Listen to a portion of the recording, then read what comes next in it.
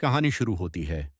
मध्य प्रदेश के एक छोटे से गांव भैरवपुर के पास एक घना जंगल था। लोग कहते थे कि उस जंगल में एक पुराना पेड़ है जो जिंदा है।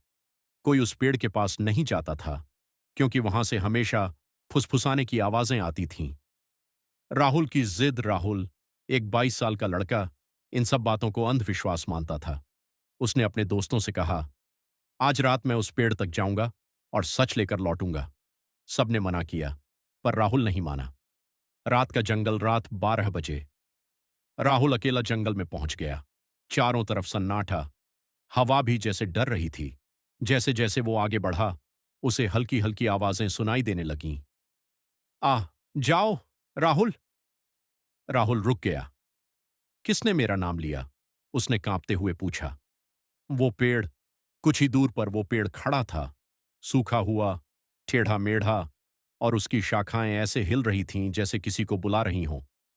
जैसे ही राहुल पास गया, पेड़ की छाल पर चेहरे उभरने लगे और आवाजें तेज हो गईं। तुम आ गए, अब तुम नहीं जाओगे। भयानक सच। राहुल भागने लगा, लेकिन उसके पैर जमीन में जैसे फंस गए। उसने नीचे देखा। पेड़ की जड़ें धीरे धीरे उसके पैरों को लपेट रही थीं। वो चिल्लाया, बचाओ! लेकिन जंगल में कोई नहीं था। अंत जो खत्म नहीं हुआ।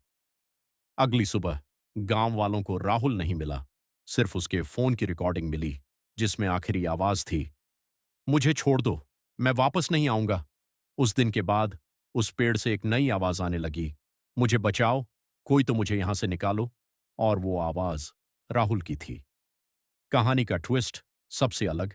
गांव के बुजुर्गों ने बताया, वो पेड़ कभी एक इंसान था जिसने जंगल में आने वालों को धोखा दिया था। मरने के बाद उसकी आत्मा उसी पेड़ में कैद हो गई। अब जो भी उस पेड़ के पास जाता है, वो खुद उस पेड़ का हिस्सा बन जाता है।